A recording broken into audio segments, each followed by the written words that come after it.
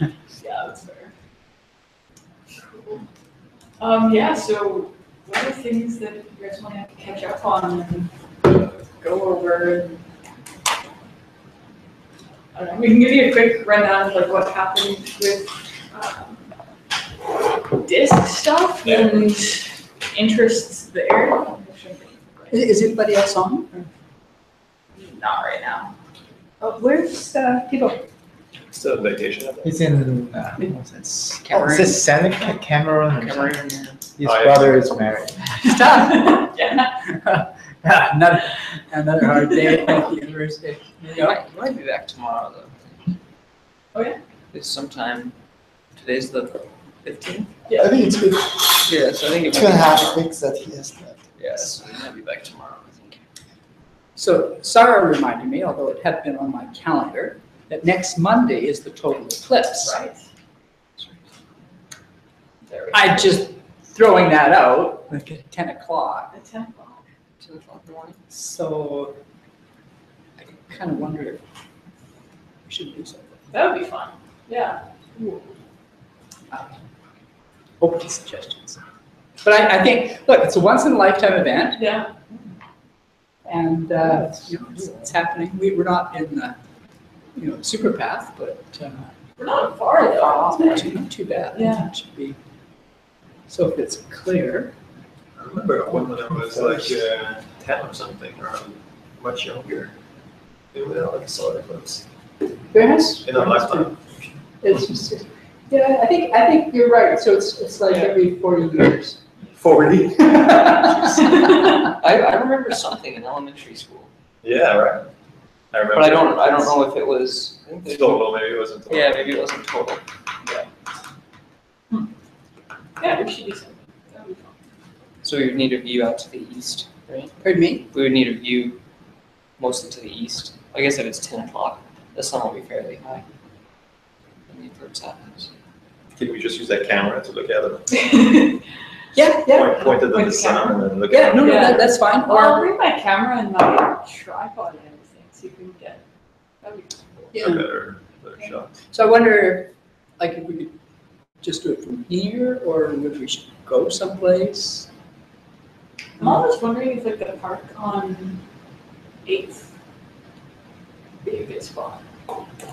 You know, like 8th and Trimble, like on. Yeah. By the street. Yeah. Yeah. Nice that he is right next door. I'll take an Uber. Exactly. I can get it. See you there, guys. Yeah.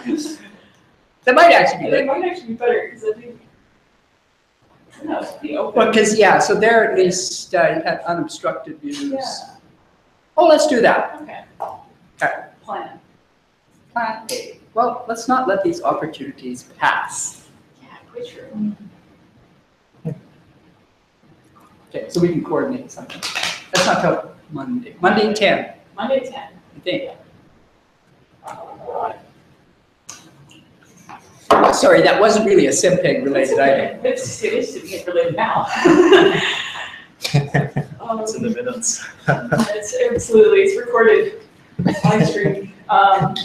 Yeah, okay, so other disk things. We did the MT tutorial in a number of places, and people were pretty impressed with that. In fact, in the last location, there's a girl who was working on a 1D MT version, and she gave a talk at Disk Lab, and there were a lot of questions around how she was doing the inversion.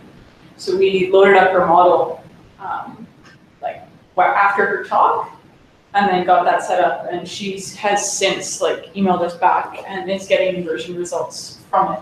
So that's pretty cool. Thank you. And there's also, just in general, a lot of interest in open source codes. A lot of people are using ModEM right now. So for all the OSLAMP stuff, a lot of the work is being done in ModEM. What kind of a package is that? That's Gary Egbert's package. I think it's Fortran. Yeah. And it's pretty, that seems to be, as I've been chatting with people, ModEM seems to be pretty common. Time domain, frequency domain, both? Frequency, MT. It's all for Oh, just for MT? Yeah. Finite difference, finite element, do you know? I think it's finite difference. Yeah, but there's definitely interest in people jumping into SimPEG a bit, as well as processing. So there's a lot of people, again, using Gary Egbert's code, but it's sort of black boxy, and so when people actually want to go in and do something custom, it's hard to do. So that's something that's worth keeping on the radar. I know we haven't really pushed on that at all recently. And that's potentially okay. Like, I don't think it's a bad thing to sort of let that sit as long as we don't let it fall off. Yeah, so there's a few people there to potentially follow up with and get sort of, like what I was asking for from people who were interested was perhaps like a sketch of what they want, like how they want to work. Yeah, because there were quite a number who said, I'm not necessarily like a Python programmer. I'm not going to be able to jump in and help you architect this, but I can tell you like what I need it to do and be a user, and that's good.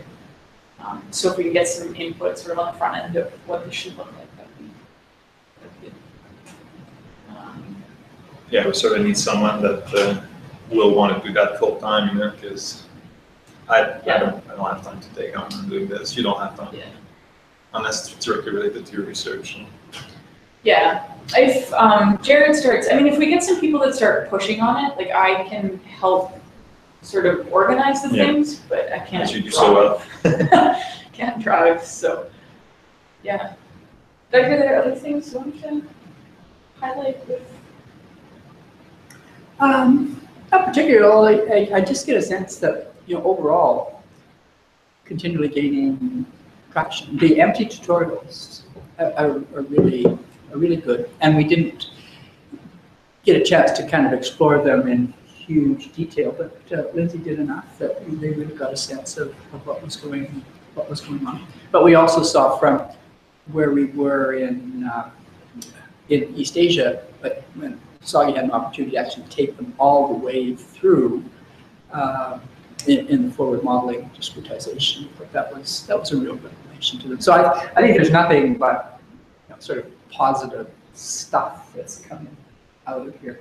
One thing is clear: there's a real opportunity once the disk finishes to continue this kind of material and extend it, because right now we're like on the last two trips, both Sagi and Lindsay have just kind of nicely sort of got into SimPEG and just given them a brief overview and then kind of show them how it works, which is good.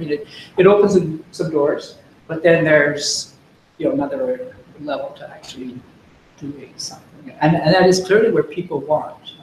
There's a lot of people like, okay, just let me know how to really get something done.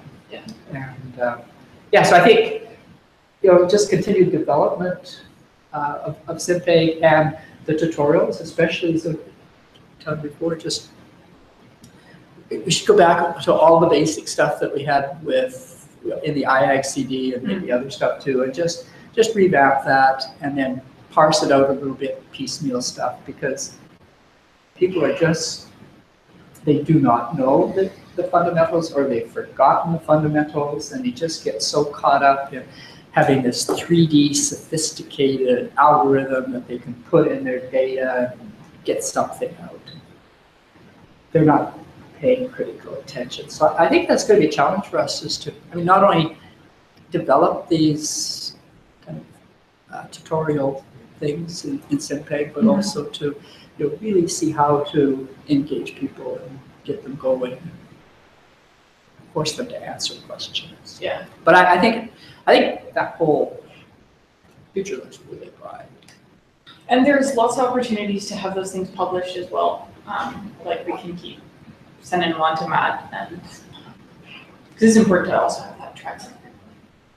For the TLE article, is there some way of keeping track as to how many people actually downloaded it or something? I think SCP should have stats on that, but I don't know offhand. I could ask Matt about that. Yeah. But I think at least like they can track citations. Like if someone still not sure, it's not a what was that, the graph rate article or Yeah. But they should still be able to track downloads. Yeah, I think so. Because like I know computers and geosciences tracks downloads. Yeah. Have you ever heard anything, oh, sorry, something from any of the groups in South Asia? Remember we were trying to get them so excited about adopting the 1D MT problem and getting Well, I some think interactions. probably now we can send another email. Look at this tutorial if there's it started. I think I've contacted before we leave Korea, I guess. Yeah, since then I haven't quite contacted. I think Nano became CG. Head of it. Having the student chapter. Student chapter. Did he ever get back or anything? No, not really. I think he was positive when I was contacting him, but I wasn't sure what happened. I think we probably I'll send an email to him. Yeah. What's going on? And is there potential? Yeah, and then with the blogs as well, when we get those out, that's another opportunity to help people understand, hey, we wrote something. Yeah, that's great. I mean, every time you've got something a little bit new, like, Yeah. oh, here, check this out, by the way. There's a couple things to think about there is because we could actually sort of start like a mailing list and see if people want to be updated on like all of the blogs, for example. Like that's not a hard thing to do. And might be a good idea just to have a bit of an avenue that's a little more formal that people opt into. Just to have that community there. So what do you think about that? The other thing that I wanted to bring up was the Google forum. Yeah. So that I would really appreciate if everybody can sort of like direct questions there. So if you get an email from somebody directly to you, if you can say, please repost this on the Google forum. And like the reason for doing that, and I think most people get it, is that like this then becomes supplementary documentation. Q&A. Yeah, because we're getting so many of the same questions, right? People are like, how do you output a file so I can read it in something else? It's like, okay, like I don't need to answer this directly to you. Somebody should be able to Google this. So even on the Slack channels, you should move them out. Yeah. Like if you need to have the conversation, Slack is a great place for that. But if somebody's asking you like for instructions, it should go to the Google forum. Gotcha. Yeah. I'm not sure, 100% caught up, so the Google form. So that's,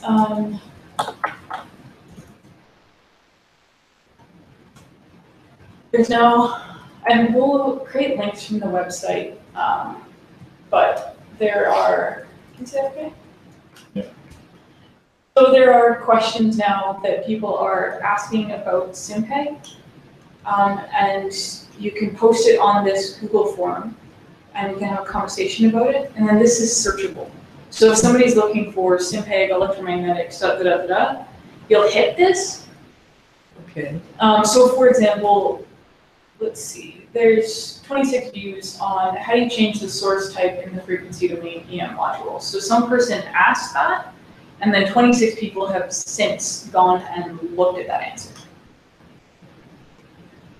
So it's like much more valuable than just responding to one person's email. Right, Because right. 26 other people had that question, and we didn't have to answer their emails. Right, so it's just like frequently asked questions. Yeah. And then, In the thread too, right? yeah, so Yeah. if we, can we just look at those? So there's 4 posts. Yeah, so started here. I answered with some examples. Had a follow-up question. Oh, okay. So, and this comes in your email just as like a forum type page. And you can configure your settings so that if you only want to see it once every 10 or something like that, you can do that. I would really appreciate if everybody here would be willing to keep it at every email that comes in you see, because then that helps distribute the workload for answering these things. Yeah. Yeah. Unless you're the champion. I didn't want to answer the EMs because I was like, no, she's going to answer it in 2 seconds. Yeah, so that I think is going to be a valuable resource. And And there's, how do people know about this? Right now, like just when people have been emailing, I've been emailing back and saying, go check this out. It's posted on the SimPEG GitHub, and we should post it on the website. I don't think it's there yet. So Absolutely. that's a thing to do. I guess the most popular ones, we could convert them into a tutorial eventually. Yeah. And that's something like it really does seem like if you want to be doing something community-based, like building up examples is by far the most valuable thing you can do. Because, yeah, you need to sort of see the workflow. So. Cool. Yeah, so that I guess is all the things that are on my mind right now, at least for the disk. I know, Don, you had mentioned implementing JFull for like a full J or to center. Yeah, so we did it for DC the last couple of weeks, just to test the sensitivity right now. Yeah. And to get some decent results. And we were talking yesterday about going towards the tiled inversion, right? And so if we can form J, that just simplifies so much more the tile strategy. Yeah. Because we store it, and it's just an interpolation after. Yeah. So we have it for our GeoSci potential fields and now DC. Yeah. It would be interesting to see if we can. I don't think it's that hard, according to master side, to do the EM also. Yeah. Yeah. For sources. Can combo objective function handle, for instance, say we got 10 lines of DC data. Yeah. Let's assume that. We generate a 10 mesh. Sure. And we could basically pad pretty fast. Right? Okay. In a stripe reaction, so we could pad pretty fast, for instance. So each mesh could be relatively small compared to full 3D mesh. And so each problem, I'm going to generate the 10 DC problems, for instance. Then if I put that into a combo objective function as a data misfit, can it handle but my model is one, and then I have a mapping that I can kind of feed to all problems. So I pass the global mesh, like a map model in the global mesh, and then that mapping transfer that into a small mesh. So if I have that functionality, that can combo objective function can handle that. It should be, yeah. That's So as long as right? as long as you have the right mapping, like you're working with one model, and as long as each problem takes its own mapping, that should be fine. Right, because at one point we were thinking about making a global problem, but at this point we don't really need that, right? Yeah. So the combo objective function is enough to handle that. Yeah. Okay. So that's actually then, and that's actually fairly simple then. We got all the pieces, I guess then. Combo objective function does what? So what we did is previously in SimPEG it was baked in that you had one data misfit and one regularization, just with the way it's coded. And so what the combo objective function does is teases that apart and says you can make up your objective function however you want. And so if you have multiple regularizations, why don't you just add them up? You can basically just write them down and then say my objective function is now phi1 plus phi2. And you can state that in code, and then under the hood it knows, okay, when I ask for my phi, which is the sum of phi1 and phi2, it knows to just go evaluate this one, sum them up. Or if you ask for derivatives, it does the right thing. So you can sort of assemble it and abstract it so that at the end of the day, we have a data misfit and a regularization, but your data misfit could actually be 10 data misfits, and that's fine. So. And then there's flexibility on each of those to add additional parameters or something, weightings. Yes. Yeah, as long as each of them knows how to evaluate themselves, their derivative and their second derivative, it is a valid objective function. So the objective function, a valid objective function requires that you calculate the derivative and the second. Oh, I see. Oh, It's for it the needs to be able to- regularization, for the regularization part of it. Yeah, yeah. it needs to Okay. be able to do that. Yeah, that would be a cool example to have. I also think it would be great eventually if we could get an MT example that does multiple meshes for different frequencies. There's so many people who've talked about that, and we have all the machinery to do it. We just haven't done it. Yeah. But I actually think that we would get a decent uptick of interest in the MT community if we. It's the same problem, right? Yeah. We're gonna have an inversion mesh and then Yeah. individual problems. Yeah. Yeah, let's do it. Yeah. Yeah, so I mean, I think this is one of the things that EM mod does not do as far as I think. So I was talking to somebody there who was doing OSMAP, and I said, well, that's, they're running into problems just because their meshes are really big. And so not physical size, but they've got such a a wide range of frequencies that they're working in. Yeah.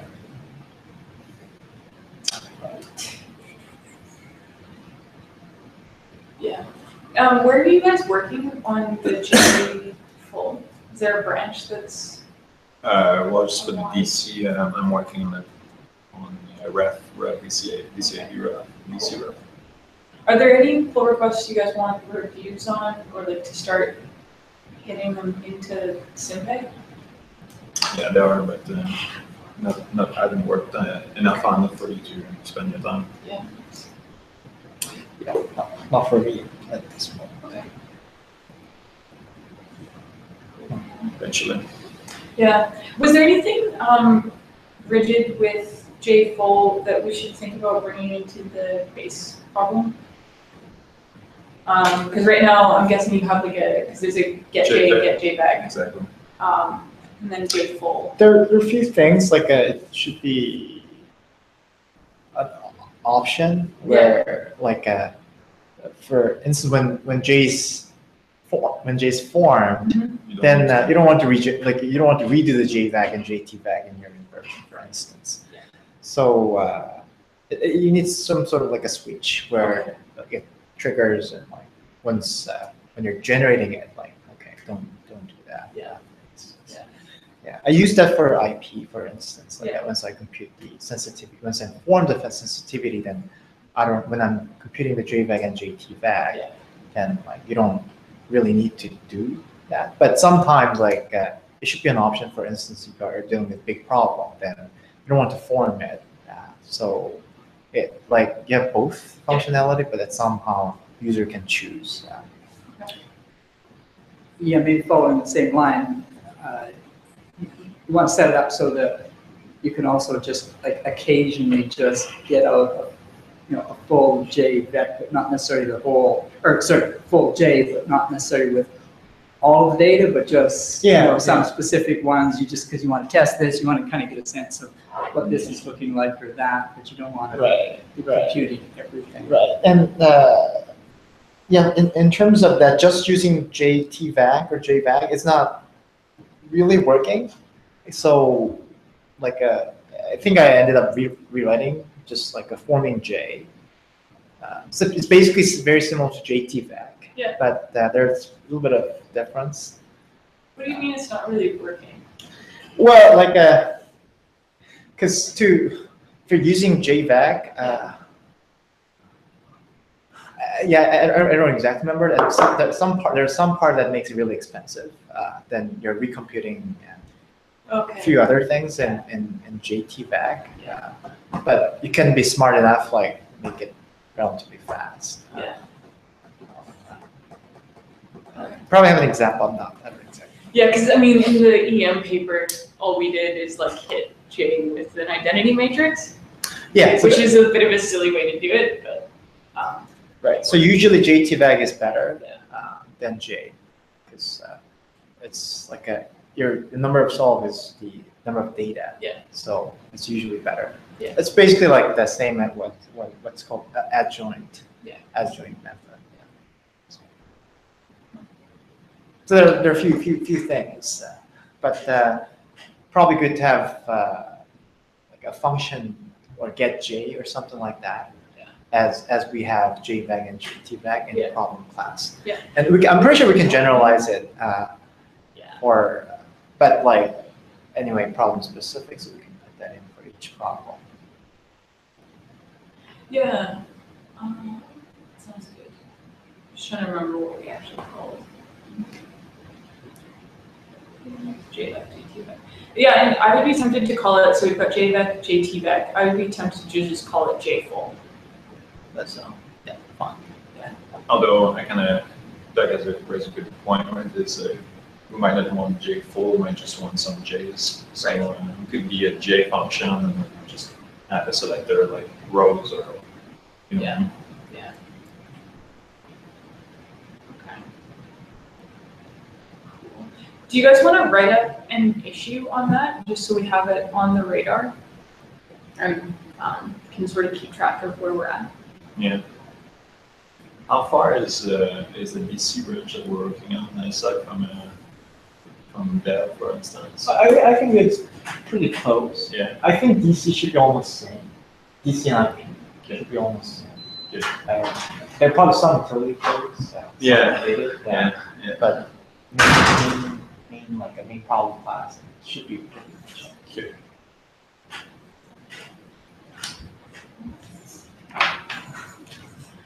We also haven't even chatted since SciPy. Is that true? Yeah, probably informally, but not on record. Yeah, so I had a really good chat with Leo there, Leo Ueda, who does Fadiendo. Okay. He's now doing PyGMT Oh yeah. at Hawaii. And so he's not really like actively pushing on Fadiendo at the moment, but it's still on his radar and he'll be picking it up. And he's still answering emails.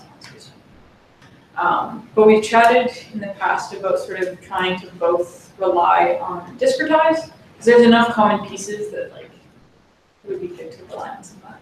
So that's on the radar, but nothing will move for a while. How does GMT relies on discrete meshes? Oh, sorry, not GMT, Fadiendo. Okay. Fadiendo relies on meshes. Yeah, PyGMT is separate. Okay. And what is PyGMT? It's just a wrapper on top of the GMT GMT syntax, Yeah. which is a pain. Yeah, he gave a good talk on it this year at SciPy. See that. Yeah. Take a look. Make beautiful maps. Yeah.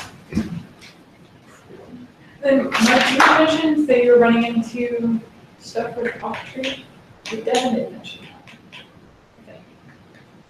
He was playing around with the Octree and ran into I think he asked a few questions about how to generate the base mesh. Okay. How to is it coarsening or densening? Like, how to discretize more. Right. Yeah, we're fine. Refine. Yeah. Yeah, and I've never made any Octree meshes within SimPEG. I've It's- always created all my meshes like outside with the UBC stuff, Yeah. and then just pulled them in and worked with them. Yeah, there are different ways of like thinking about it, actually. There's a cool, I like the example.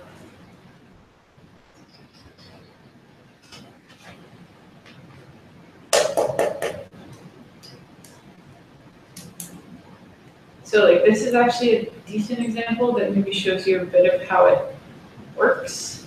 So when you want to refine an Octree mesh in SimPEG, you can give it a function. So in this case, we gave it a sign and said like, give me a mesh around this. Refine it. So this is the, so we sort of set up just the base mesh, and then we're going to refine it by 3. So that gives us then the coarsest cells. That just refines the whole thing. And then here is actually going and refining about this sign function. So it just refined.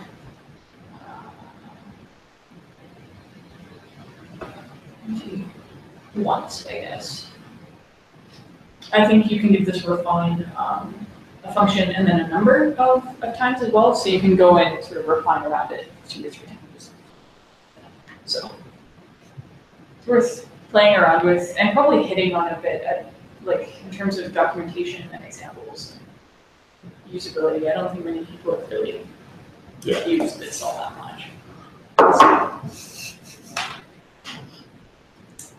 Cool. The bit of triangles, really powerful. Yeah. You know, you have to be able to refine a mesh based on the triangle of the your points. Yeah. Because then you can throw in surfaces and for you. For your mind tunnels, right? I guess the way the UBC stuff does it is it kind of looks to see where your electrodes are. Okay. And then it has kind of different zones, different levels of refinement that you can set in proximity to your electrodes. And so points. Okay. So you just say, like, I want to make sure I have 10 of my finest cells. I mean, you can set even per direction, kind of. Mm-hmm. So you just say, like, I want 10 fine cells around each one of my electrodes. And it just goes in and does that. And you can set different, say I want 10 fine cells, and then I want 6 of my next small cells. And then so you can kind of control how quickly you course into a way. Because sometimes that can make a big difference. So.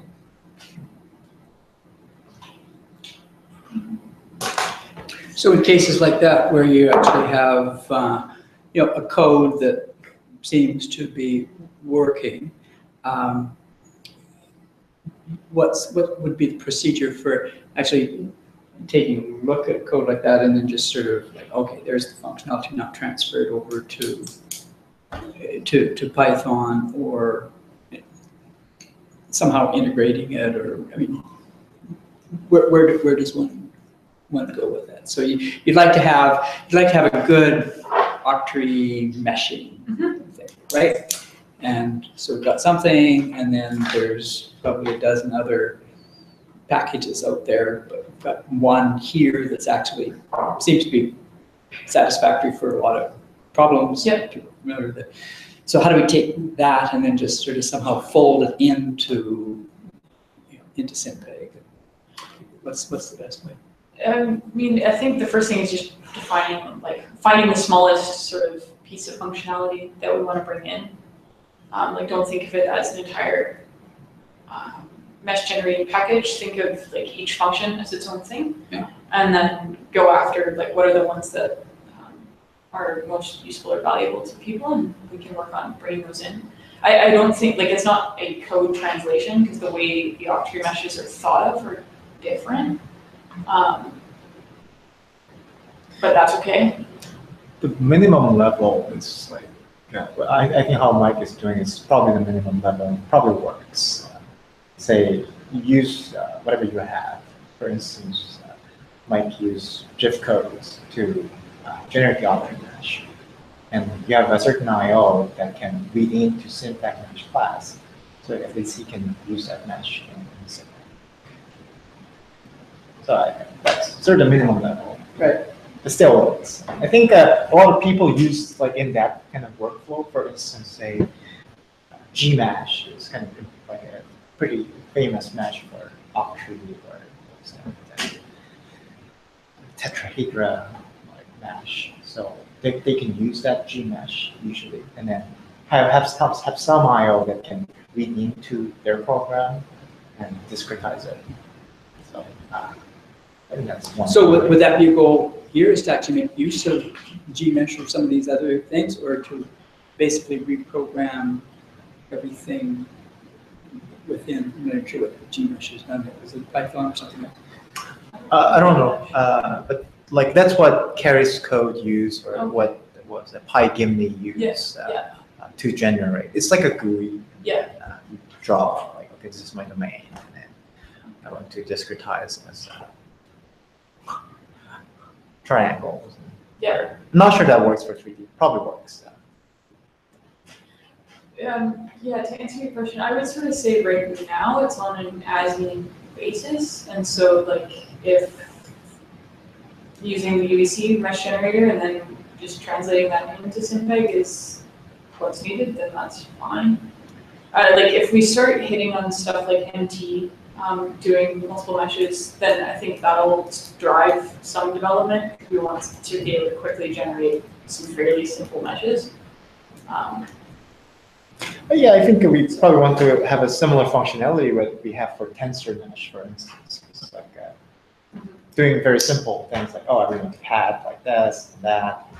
We want to have a core mesh as a base, just basically tensor mesh, but we want a pad as using on tree, for instance. Like we may not want to have really fancy code to really refine things, but probably No, but there's basics that you need. You've got topography, right? So you've got to fine meshing on topography. You've got transmitter or receiver, so you need to be good there. And then you may have some, very extreme conductivity contrast or something where you're going to need to have have some fine meshing. So I mean, those are kind of like the base elements of which, okay, we're not going to have to have some fine discretization to be able to coarsen away from it.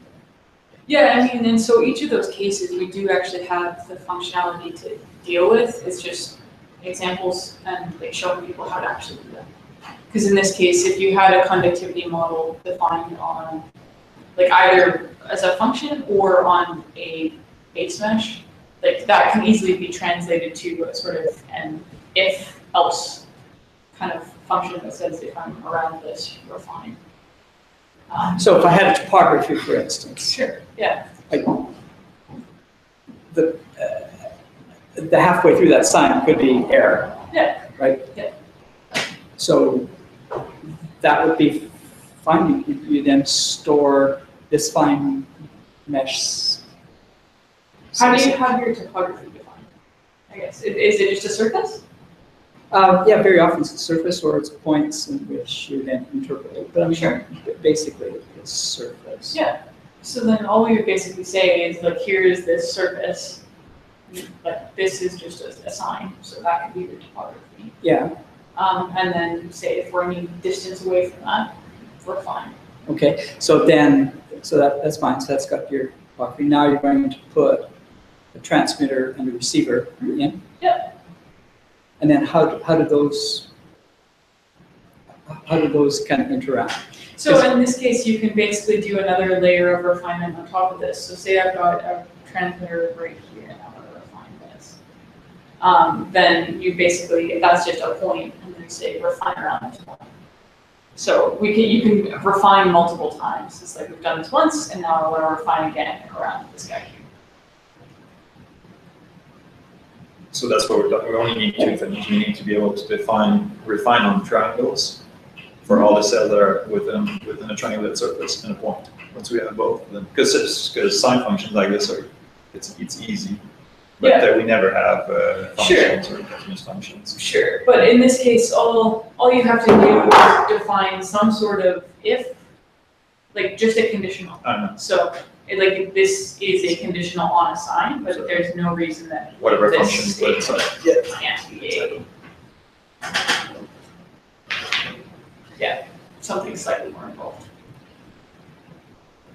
So have you used this to kind of generate, let's say, a mesh that actually does have topography and then some fine scale cells around that, and then your DC resistivity, potential electrodes and current electrodes, as well as some body inside, right? I mean, the pieces are all there, but we haven't nobody's generated examples based on it. It's not that it can't be done.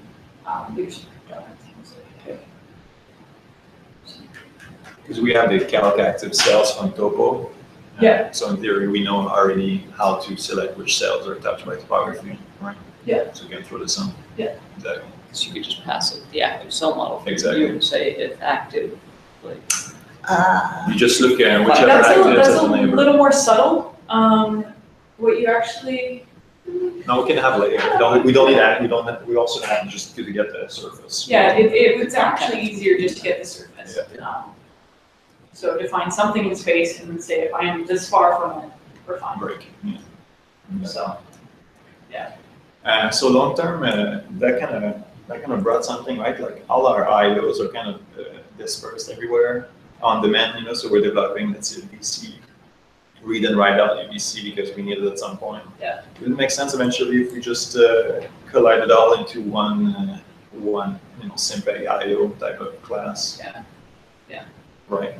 I would completely agree. Because people are kind of looking for it right now, like, oh, can I load in UBC? Well, UBC mesh is easy, but I want to load in like some observation file. Yeah. It's kind of buried.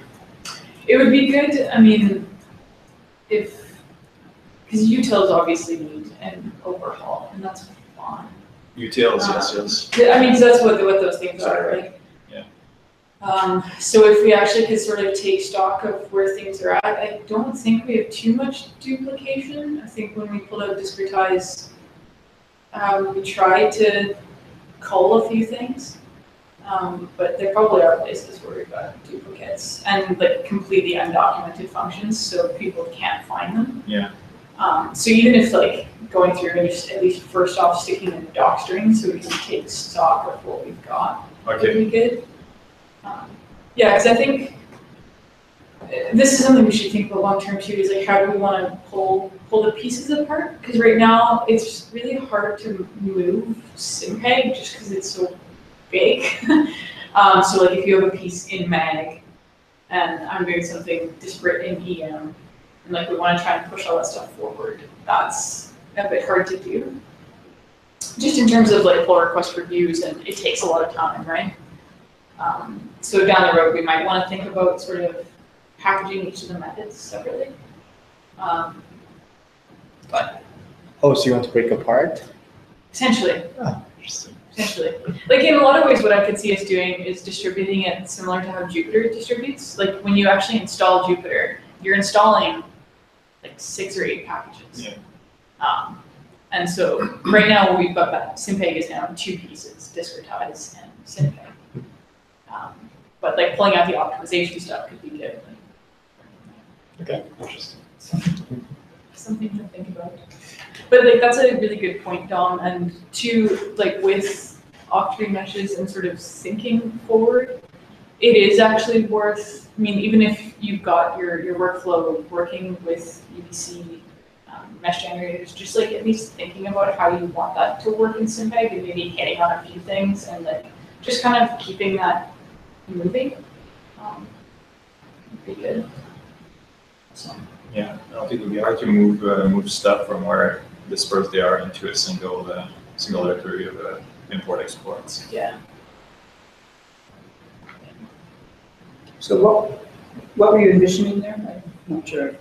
But if you can try to sort of have one, what you call it, but one entity that does all of the imports, exports? Yes, for instance, like em.static has importers for observations, DC observations, for example, right? 2D or 3D. So we've already written those, they're already in, but they're buried under, you need to create a survey and then you do survey read-ups or whatever. Right? Okay. Whereas we could just be SimPEG.io read and UBC DC 2D, and then it spits out the survey. I actually think it's the data class. The data class will take care of that. Do that. Yeah. It's basically define what we expect for data.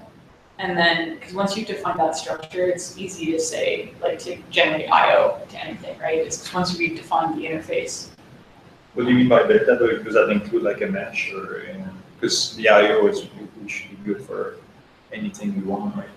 Maxwell plate models, GeoCAD surfaces, Yeah. whatever. Like I guess what I sort of think with respect to that is not necessarily that we want like a separate utils package, Okay. but it is nice to have things like where they sort of belong, in the sense of like if you're bringing in UBC, DC, IP surveys, like that should happen in DCIP, not in some Oh, okay. util somewhere else. If anything, okay. Like they could sort of be separate and side by side, but I think that the application needs to be close to Where it lives, okay. this. Yeah. And that's something that we can use like properties, and it would be worth having a look at the open mining format stuff that Rowan and Franklin have done, because that is more so defining a rigorous structure around geologic structures. So lines, boreholes, points, surfaces, volumes, and being rigorous about how to work with those type of data. And so they've done a really good job at organizing that and then basically being able to write parsers that can bring in like GeoSci.xyz or Leapfrog or whoever's files. So that's a nice example, I think, of like what we want to try and be able to do there. Okay.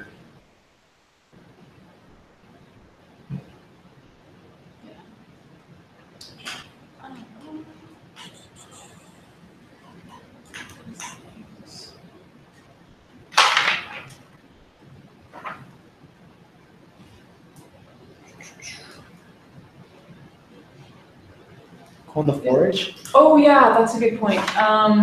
We need to get discretized on ConForge so that people can install it in Windows. Oh, yeah. The C++ package or whatever the corrections. So if someone's willing to look into that, that would be awesome. Leo has done it before.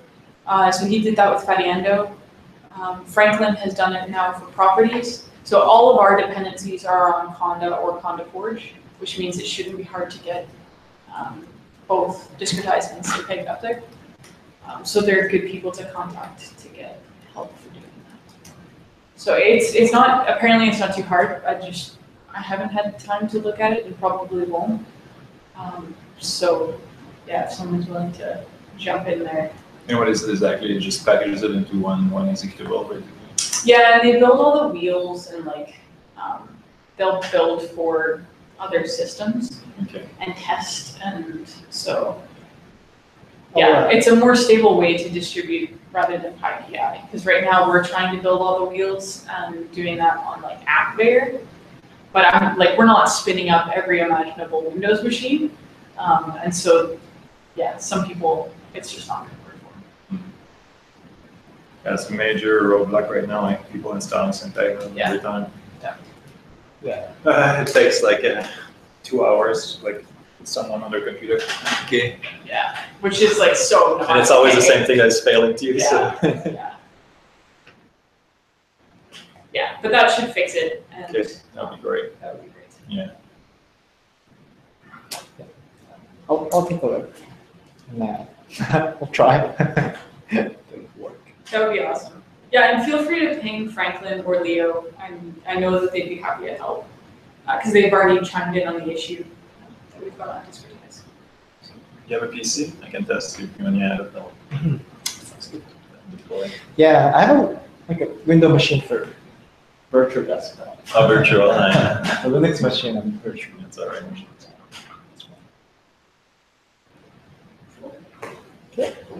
And then one other quick thing, do you guys want to try and revive the blog, or is that we're just gonna let it be on? The weekly Yeah. thing? Yeah, sure. Yeah, absolutely. I'm down for it. That would be cool. Because I think it's nice to just have stuff coming out, and that's a pretty low overhead way to Yeah, push things. and it's good for the community to, yeah, exactly. Keep the momentum. Yeah, Show that we're still working on it. exactly. Doing some things. Okay. Good to have you back, organizer. Organizer in chief. Yeah, I'll be not here next Tuesday, so sorry. then we could maybe meet on Monday after the eclipse if you guys want. Okay, yeah. I leave on Tuesday morning. So. We'll have a tile DC by then, eh? Yes, sir. That'd be awesome. Oh. Okay.